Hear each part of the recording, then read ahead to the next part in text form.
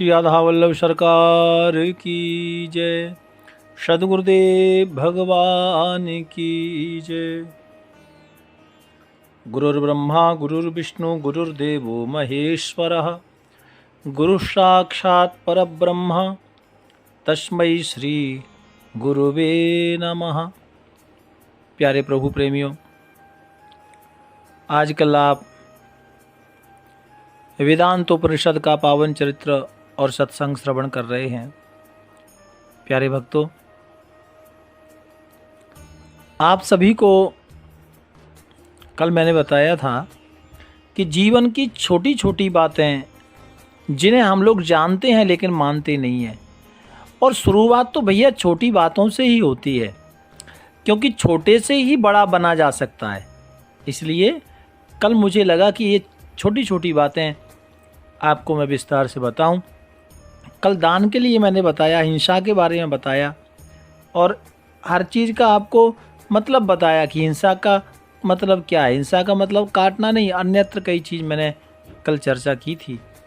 प्यारे भक्तों, कई लोग तो नित्य प्रति देवता पूजन के लिए यानी भगवान के पूजन के लिए बगीचे से पुष्प तोड़ कर ले आते हैं, लेकिन मालिक से पूछते नहीं हैं, मालिक से आज्ञा नहीं लेते हैं। इसके लिए मैंने कल चर्चा की थी। तो भैया, कोई भी पूजा के लिए फल फूल समदा घास इत्यादि कुछ भी आप लेते हैं ना, उसको छुपा कर नहीं लेना चाहिए।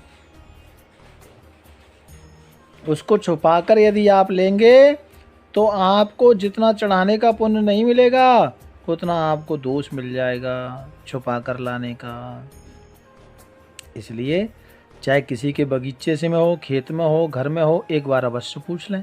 कई बार ऐसा होता है कि हम लोगों को लगता है कि ये तो हमारे परिचय का है, घर का है, क्या पूछना, लेकिन पूछने से वो वस्तु शुद्ध हो जाती है, आप ऐसा मान के चलें।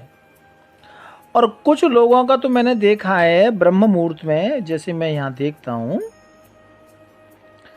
तो कई हमारे वृंदावन में रोज़ निधि वन में 4 साढ़े 4 बजे मंगला होती है ना, और जैसे राधा वल्लभ लाल जी के मंदिर में सुबह 5 बजे।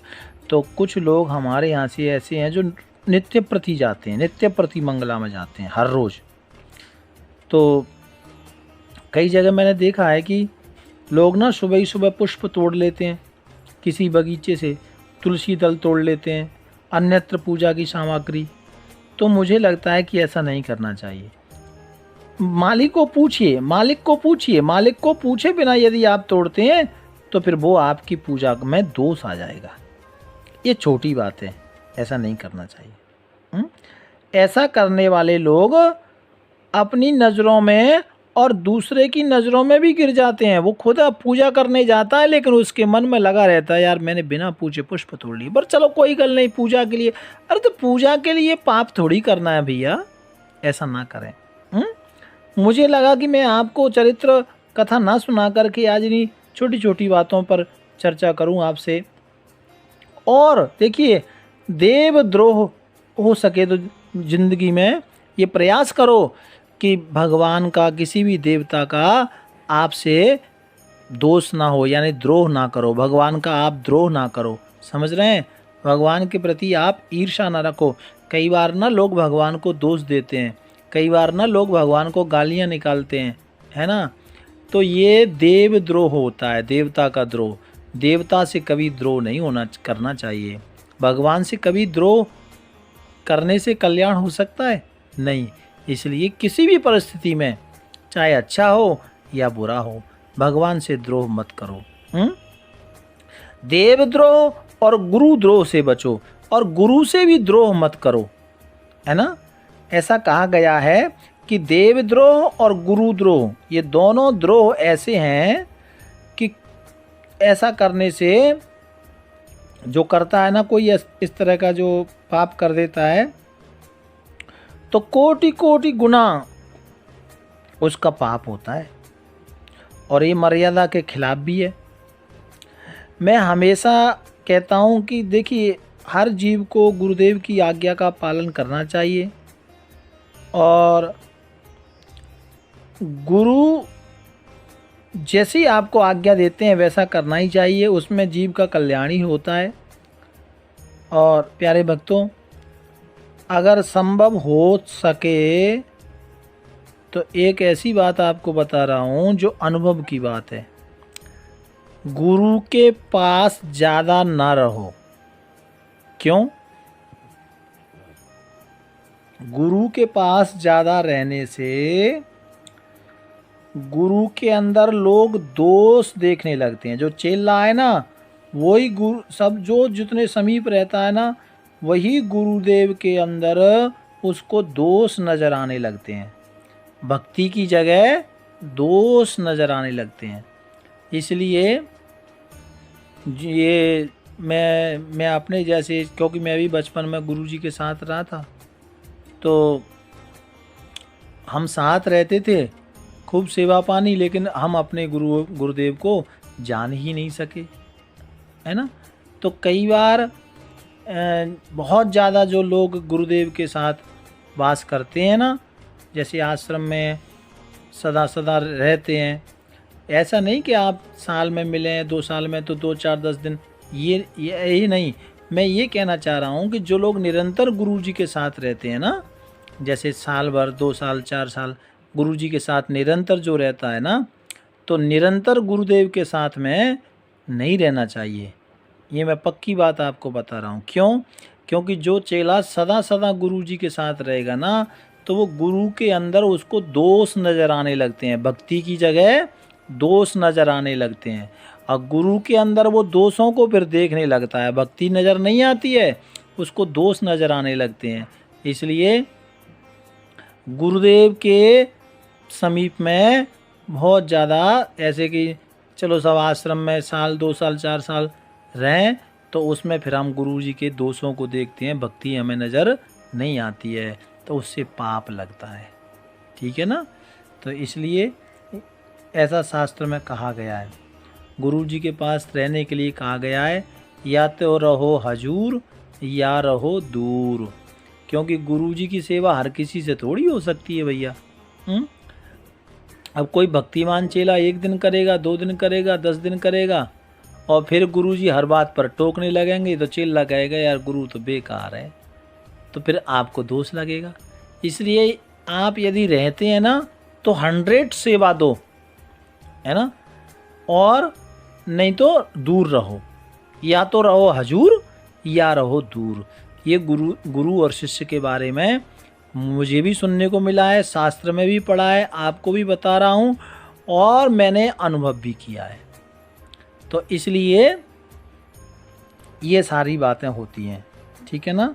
तो इसलिए बहुत ज़्यादा गुरु के नज़दीक, गुरु के साथ वास नहीं करना चाहिए। ठीक है ना। बहुत ज़्यादा का मतलब ये है कि कई, जैसे हमारे ही चिल्ला लोग हैं, अब हमारे साथ कोई बार आश्रम में रह जाते हैं, या जो बचपन में मेरे साथ रहे भी हैं, चले गए बेचारे। तो कहने का तात्पर्य ये है कि गुरु का दोष नज़र आने लगता है। ठीक है ना। गुरु के अंदर भक्ति की जगह हमारी बुद्धि दोषों को नज़र करती है, दोषों को देखती है, उससे हमें पाप लगता है, उससे हमारा पतन हो जाता है भक्तों। इसलिए गुरुदेव के पास रहो तो एकदम 100% सेवा में रहो। ठीक है, 1% भी गड़बड़ नहीं। और यदि आपको लगता है कि मैं सेवा में नहीं रह सकता हूँ, तो बिल्कुल दूर रहो, इसी में भलाई है। बस आप ये समझ लो, एक ही सूत्र है, गुरुदेव के पास रहो तो 100% सेवा में रहो, नहीं तो दूर रहो। ये इतना नोट कर लो, इतना सब कुछ मैंने बोला ना, इसका पॉइंट यही है। ठीक है। तो प्यारे भक्तों, ये बहुत छोटी छोटी बातें हैं जो हमारे जीवन को बनाती हैं, और जो हम लोग ऐसा कई बार दोष कर देते हैं। इसलिए मुझे लगा कि मैं ये आपके साथ शेयर करूं और आपके साथ ये बात करूं। प्यारे भक्तों, दूसरों पर बिना मतलब के लांछन नहीं लगाना चाहिए, लांछन की चर्चा नहीं करना चाहिए, और ईश्वर के प्रति कभी अविश्वास मत रखो, विश्वास ही रखो, है ना। कई बार हम भगवान के प्रति विश्वास को खो देते हैं, तो इसमें भी कल्याण नहीं है। ठीक है जी। तो ये बहुत छोटी छोटी बातें हैं। अभक्ष्य भोजन करने वाला, असत्य भाषण करने वाला एवं कुल धर्म के विपरीत आचरण करने वाले व्यक्ति के साथ निवास नहीं करना चाहिए। ऐसे व्यक्ति के साथ निवास करने से अपने कुल का भी नाश वो तो करता ही है, लेकिन जो उसके साथ रहता है ना, उसका भी कुल का नाश हो जाता है। इसलिए भक्तों, ये बहुत पॉइंट विशेष बातें हैं। किसी गांव अथवा नगर में धार्मिक लोग नहीं हो, है ना, और जहाँ कोई धर्मशास्त्र, पुराण, गीता, संकीर्तन किसी भी रूप में वहाँ पर भगवान के नाम की चर्चा नहीं हो, तो ऐसी जगह भी निवास नहीं करना चाहिए। ठीक है।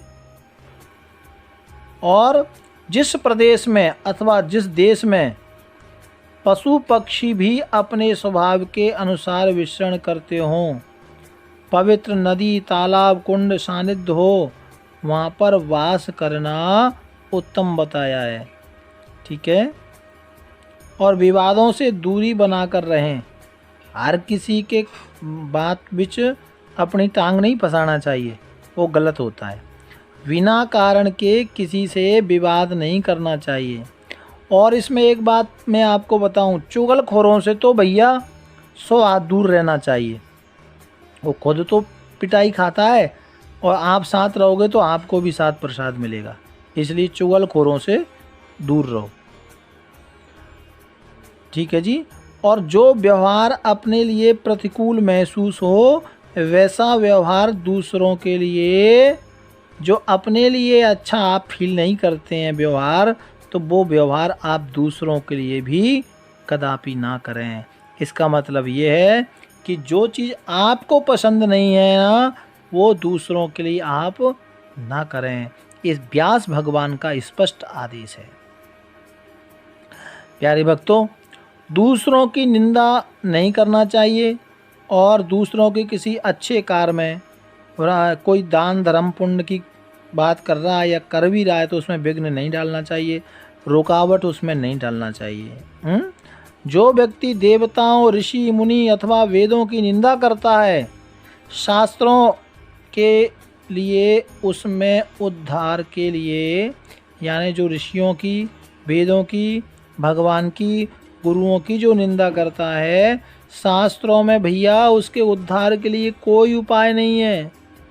आप अन्यत्र कोई पाप करोगे तो शास्त्र में उसका विधि विधान है, लेकिन गुरु देवता वेद शास्त्र इतिहास का अपमान करने से, घृणा करने से, उसका निंदा करने से उसका कोई उपाय नहीं है। उस मनुष्य को 100 करोड़ तक अधिक समय तक रौरव नरक के नाम में जाना ही पड़ता है।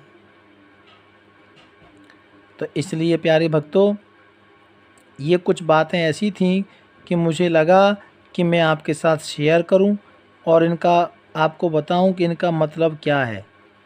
ठीक है ना। तो इसलिए प्यारे भक्तों, आप ध्यान रखना और जीवन में छोटी छोटी बातों को हमने लेना है। दूसरों की निंदा ना करें और अच्छे विद्वानों के साथ कभी भी लड़ाई झगड़ा नहीं करना चाहिए। आपको लगता है कि आदमी विद्वान है, समझदार है, भजनानंदी है, तो उनके साथ बहस मत करो।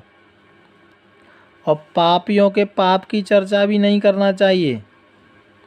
ठीक है जी। प्यार से बोलो राधे राधे राधे राधे राधे।